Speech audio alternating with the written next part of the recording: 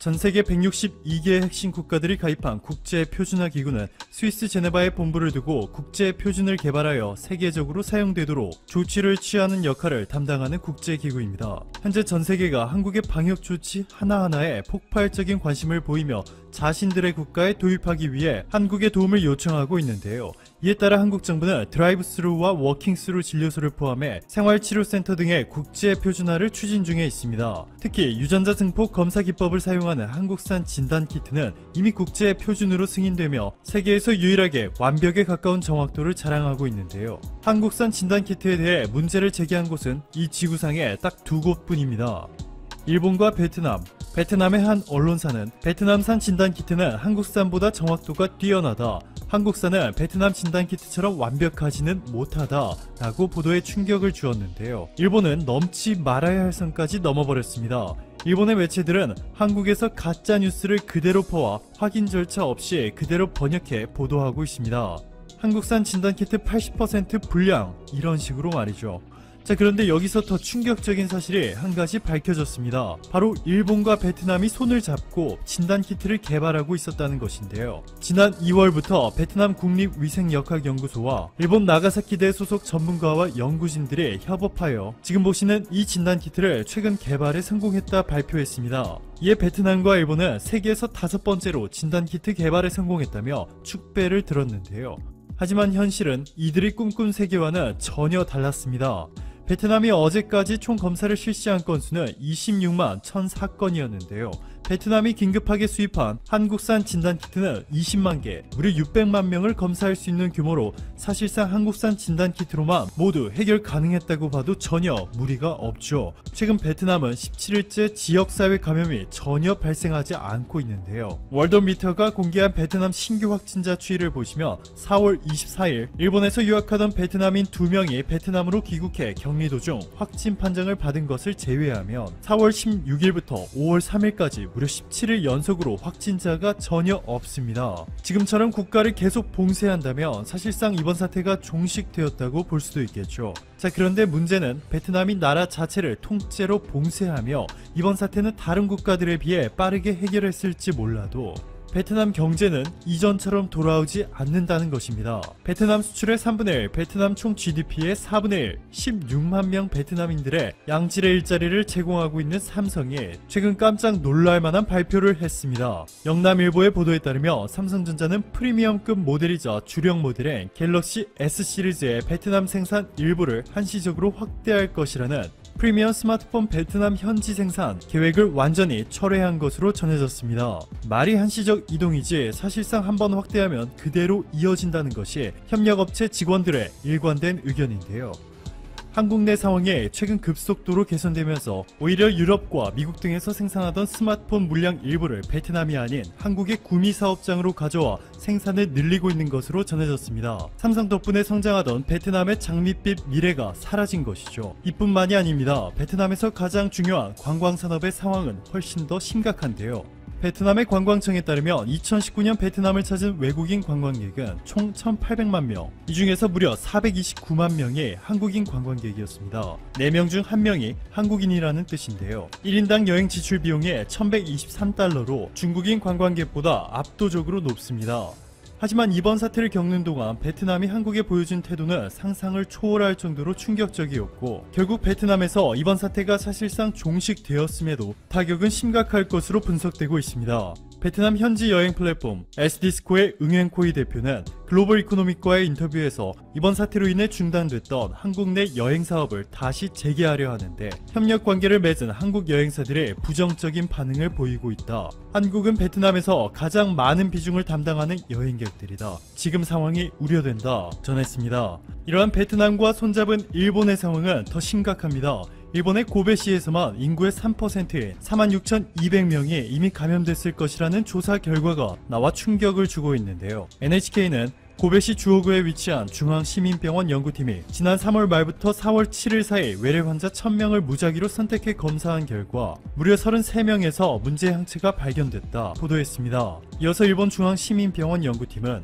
연구 결과에 따르면 고베시에서만 5만 명이 감염됐다는 뜻이라 밝혔고 기아라 야스키 병원장은 우리가 상상한 것 이상으로 이미 많은 사람들이 바이러스와 접촉했을 가능성이 있다. 아직까지 파악되지 않은 무증상 감염 환자가 상당수 있다는 뜻이다. 라고 경고했습니다.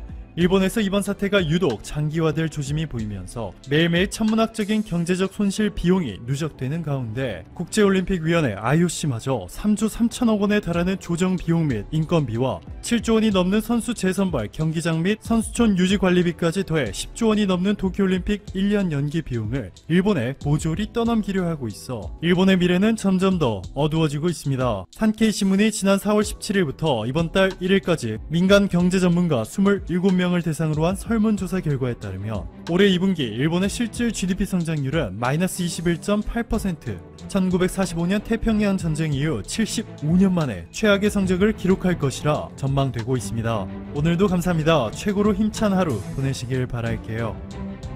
스페인에서도 박스오피스 1위를 차지했습니다. 기생충의 스페인 배급사 라 아벤투라는 소형 배급사가 배급한 한국 영화가 2월 11일 미국 블록버스터를 제치고 박스오피스 정상에 올랐다며 기생충이 스페인에서 역사를 만들었다는 감격을 감추지 못했습니다. 봉준호 감독의 기생충 열풍은 이탈리아에도 밀어닥쳤습니다. 이탈리아에서 개봉된 기생충은 하루에만 2억 원을 쓸어 담으며 현지 박스오피스 1위를 차지했습니다. 13일부터는 기생충 상영관이 거의 400개까지 늘어 거침없는 흥행세를 이어갈 전망입니다. 미국에서도 박스오피스 4위로 뛰어오른 데 이어 북미 지역의 기생충 상영관 수가 2,000곳으로 2배 이상 늘어나며 티켓 예매도 지난주 대비 443%가 급증했습니다. 또한 온라인 스트리밍에서도 기생충 붐이 일고 있습니다. 판단고의 온라인 영화 대여 및 구매에서 기생충의 수요가 일주일보다 468% 증가했으며 애플의 아이튠즈 무비에서도 영화 쪼코와 나이브스 아웃을 제치고 1위를 차지했습니다. 베트남과 터키, 인도네시아에서는 재상영에 들어갔습니다. 지금 기생충의 성공은 한국 영화의 성공이라 불리며 한국 영화 산업을 전 세계적으로 주목받게 하고 있습니다. 특히 일본에서는 왜 우리는 기생충과 같은 영화가 나오지 못하냐면서 한탄하고 있습니다.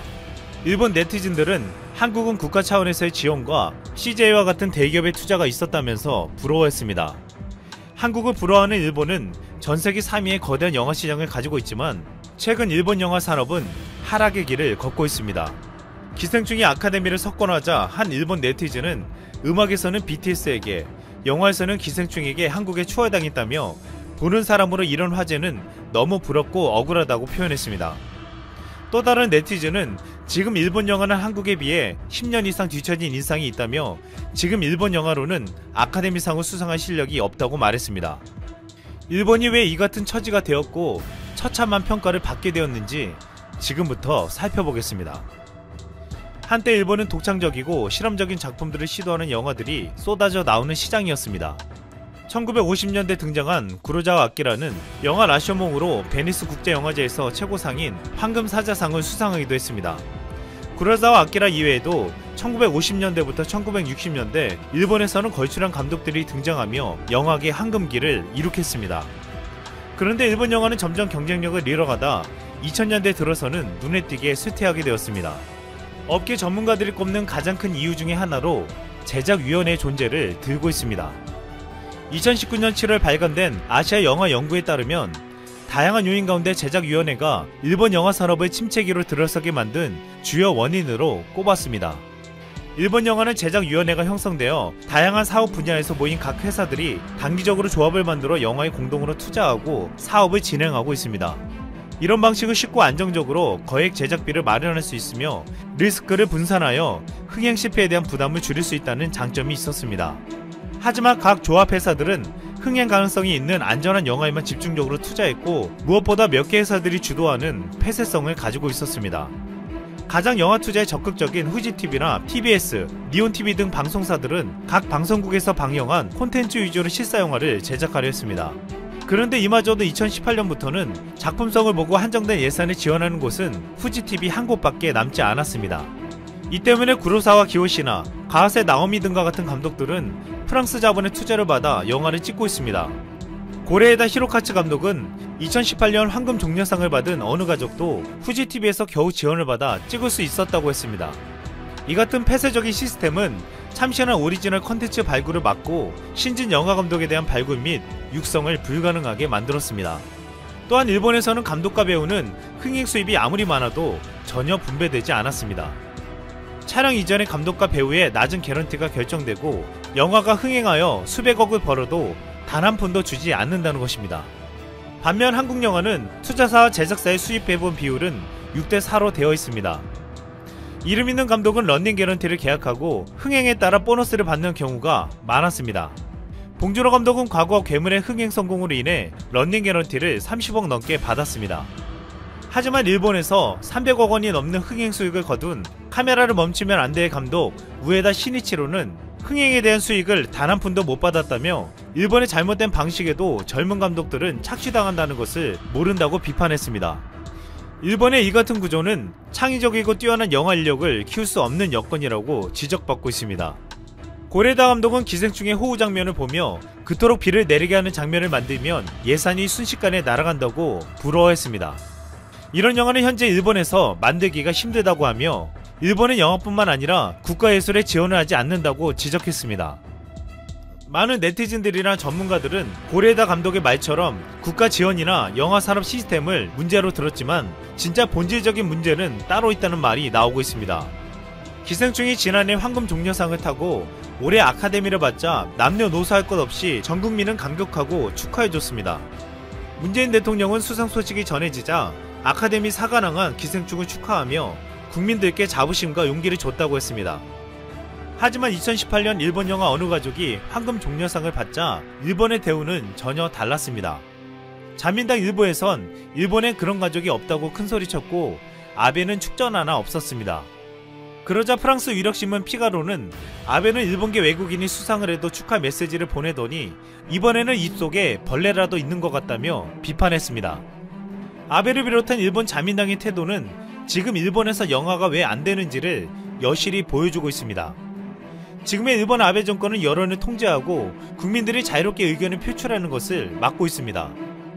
이로 인해 방사능에 대한 정보를 통제하고 일본 경제와 사회에 맨 얼굴을 숨기려고 하고 있습니다.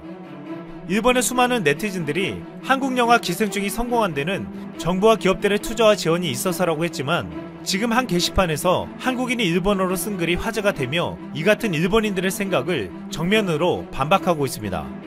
이 글에서는 한국 영화의 발전이 국가가 지원해서 발전한 것이 아니라 그동안 감독과 배우와 영화인이 국가의 억압이나 사회 부조리에 대해 말하고 목소리를 높이는 것을 멈추지 않았기 때문이라고 했습니다.